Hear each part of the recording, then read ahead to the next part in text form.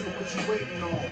What's good? What's good? What's good in the hood? I am your host, Juice, as always on the podcast. But this is not the podcast. This is a new segment we're adding to the platform. This is called Juice Unfiltered, where I give you my unfiltered thought for a short period of time in a video format as we're adding video to the content here at the Good in the Hood platform, man. We'll be adding video to the podcast as well, so please stay tuned to that. We're trying to grow and just do better things as we continue to create content and build this platform moving forward, man. Thank you guys for tuning in.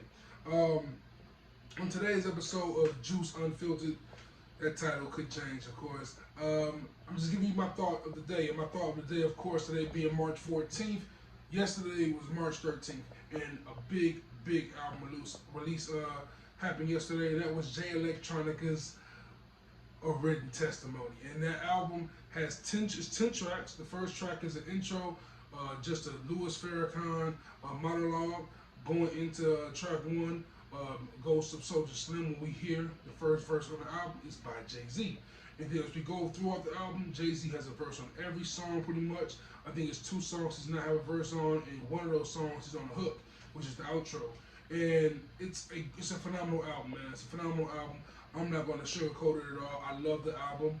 I loved the album all day yesterday. Going into the album coming out, I told my friends, I was like, hey, when this album comes out, if it lives up to the hype even a little bit, I'm going to play the album pretty much all day, every day. It's going to be in my rotation because I'm a big Jay Electronica fan. Going back to Exhibit A in like 07, 08, Exhibit C in 09, when it took the industry by storm during the mixtape era, and every rapper had to get on that beat, but no rapper could touch what Jay Electronica provided on that beat. Chop Just Blaze. I remember Jay Electronica on songs like Eternal Sunshine of the Spotless Mind, from the Jim Carrey movie Shots My Bro Joseph Chilliams. My favorite song by Jay Electronica, one of my favorite rap songs ever, Ghost of Christopher Wallace, paying homage to my favorite rapper of all time, Notorious B.I.G., because the game ain't been the same since B.I.G. died, and Woo's from on New York from out there, Beehive. Like, Jay Electronica is like always been the person that I've been looking forward to hearing a solo, full-length project from, and for that day to finally come, I'm happy. People are criticizing and questioning why it's not an actual solo album, and I understand that critique, but at the same time, I'm not turning down new Jay-Z verses, especially when they're of such substance. Jay-Z came through with much substance. He explained his the controversy he dealt with in the field, saying, why would I sell out? I'm already rich. I got more money than Roger Goodell in the NFL bench. I appreciate that. Jay Electronica was so vulnerable in this album. There was a moment in the album because that outro was so powerful. And this is why music is great, man, because music touches you emotionally, spiritually, and even physically at times. And this all 3 happened to me for that outro because on December 29th, 2019, I lost my dear grandmother who pretty much raised me. I called her mama. Mercury Pope, may she rest eternally. Sleep well, as Jay-Z said in the hook. And in the hook, he's talking about how he has phone numbers in his phone that will never ring again. And of course, with losing someone just as recent as I have, that resonated. And then he talked about the text messages threads. Jay Electronica talked about the text message threads. He just scrolled through all the text messages on the day of his mother's death. And I thought about it like, man, I wish my grandmother had me and my grandmother text when she was 98 years old, so we weren't texting. But she did leave me voice messages, and that's something I never thought about until I heard the song. And when I heard that, I thought about the voice messages. And after I heard the song, I went back and listened to some voice messages from my grandmother, and I cried. I sobbed, man. I really sobbed for a long time, and just felt that moment, and felt that energy, and it just hit me hard. And after I got all those tears out, I listened to the song again, and I got to listen to every bar. When Jay Lex said the line, "Last time I kissed you, you were cold, but you look peaceful." I experienced that same thing, and it really touched me. And it's a powerful line. It's a powerful song. Ezekiel's Will is another powerful song.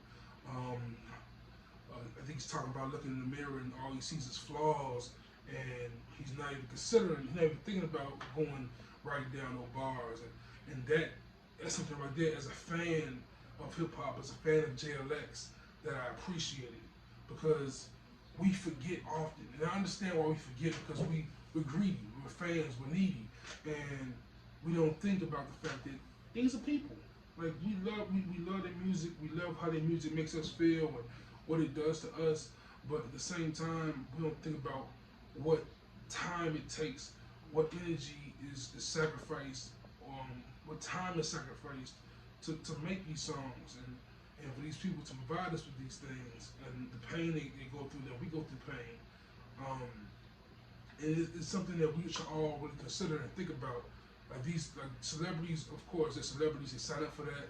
They sign up for the business of being critiqued and seen in the spotlight every day, but they're also people.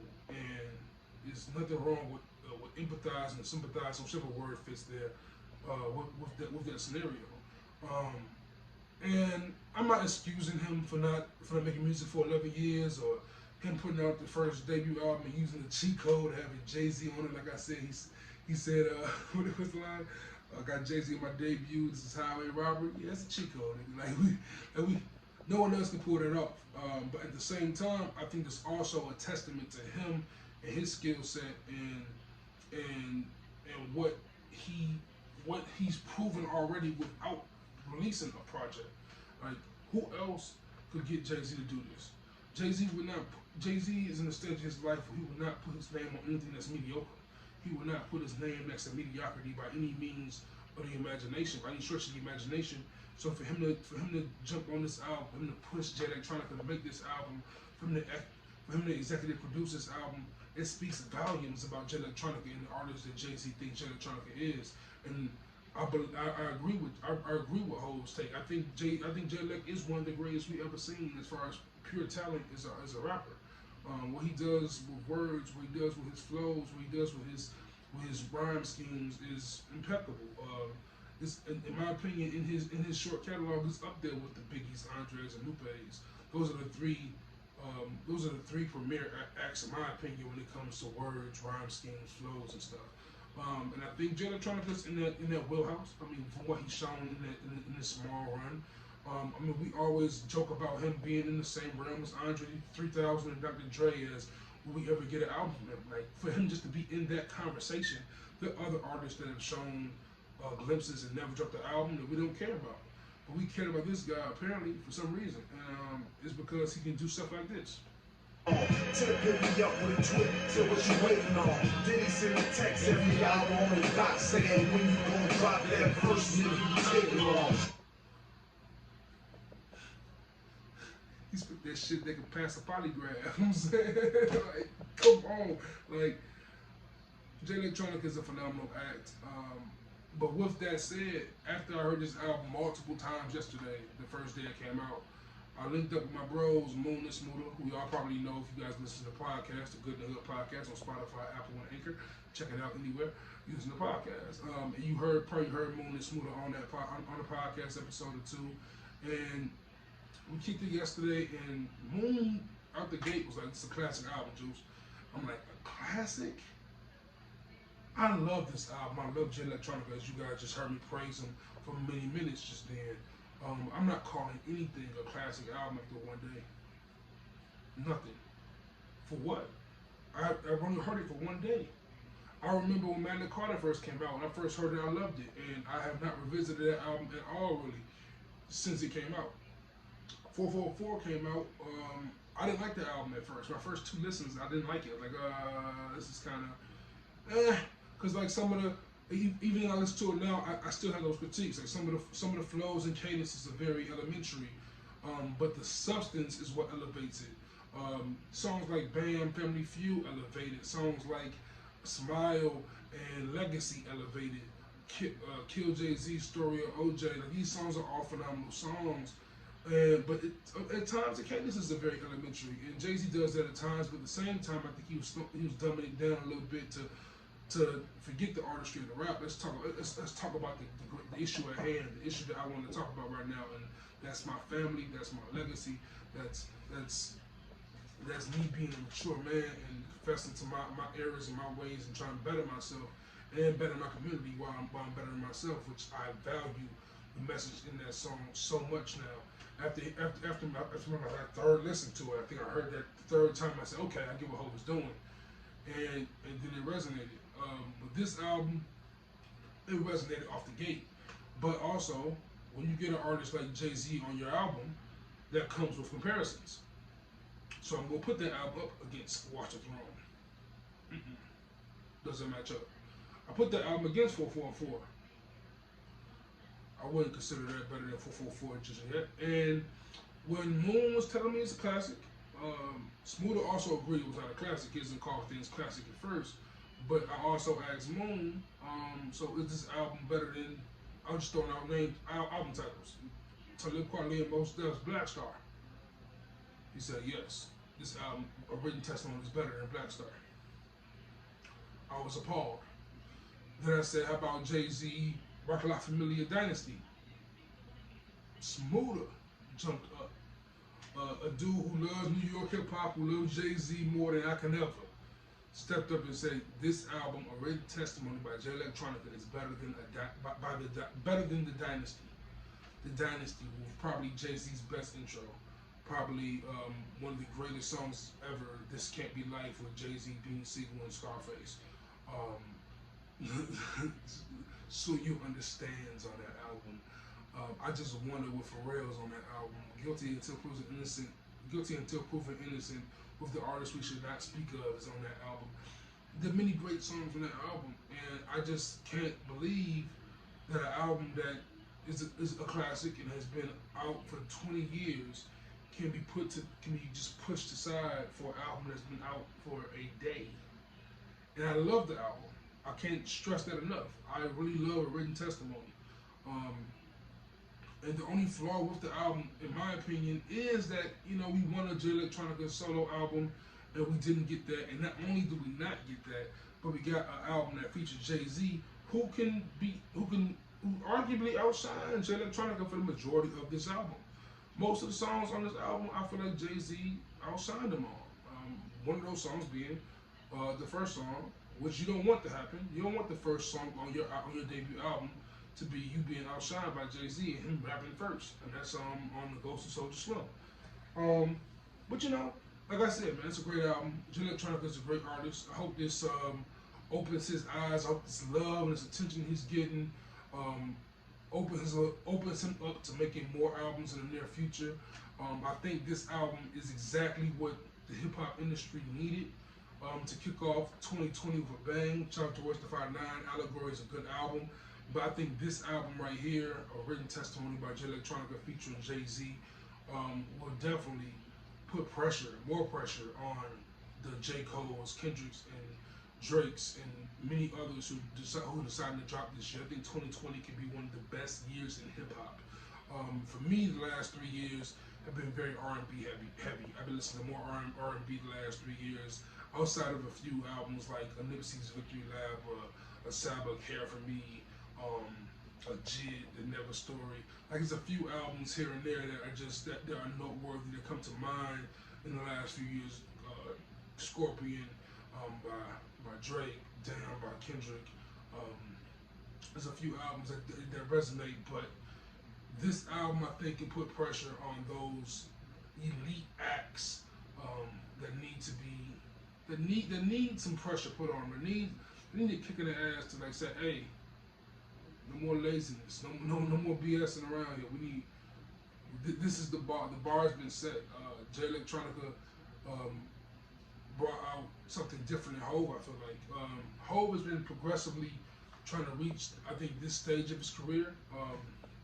And what's that? 05, he had Kingdom Come, and he tried to do the maturity thing. 30's the new 20, that kind of thing. And then that album didn't do as good, even though I think we overhated it. Then he came back later on, and he had the Blueprint 3-Way, he did the On to the Next One stuff, or the Drake feature, he did the Off That. And then he came with Magna Carta when he was trying to be a little bit more grown. Like for me, I guess he wasn't being grown that album at all. That album wasn't grown. That album was just trash. I hate that album. But then he came back with 444, and Watch the Throne was in the middle there, and that's very black excellent talk. And then he did that verse on Meek Mill's Flip of Biggie's What's Beef, that song What's Free, and Jay-Z just snapped for like 44 bars. So this is interesting to see where Jay-Z is going to be next with music. Can we expect more solo albums from Jay-Z being 50 years old now? Being probably the most important musical figure living. People often talk about how hip hop doesn't like aging, but I think Jay-Z, Nas, Styles P, there's a few acts out there who are aging gracefully in hip hop, better than acts I see in rock maturating, and it's because I think hip hop is the culture now. Hip hop is pop culture, and there's nothing you can do about it. It's everywhere, and Jay-Z is the president of the world.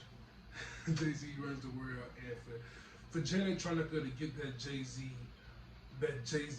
feature for the whole album down there is, whew, that's how you debut, man. Like, I know people want to knock him for it, but would you say no? Like, if it's your debut album, no, I want to be on it, I want to executive produce it, and I want to be on every song down there, you gonna say no to that? No, I'm not. Especially coming like this. Like, some of the bars and some of the hooks, and especially on that outro. That outro was so amazing to me. That outro would probably be one of my favorite songs ever, man, when it's all said and done, because of one, how it affected me on a spiritual and emotional level, and two, because it's just having hope on a hook, singing like that, sleep well. Like, it's a powerful way to end the song, in the album for sure. My only real critique of the album, other than the fact that it's not a classic yet, is that Shiny Suit Theory is on there. I love Shiny Suit Theory. It's a great song. I've always loved that song. And it's a manila envelope that results in my insanity. Like, it's fire. But the song was like 10 years old, bro. Like, the song is like 10 years old. So, I mean, I guess I get it, but as ill as this album was, it just ain't this. Time they get their seat top and deploy all their henchmen to come at me from the treetops. I'm chilling out at tree stock, building by the millions. My life is brilliant.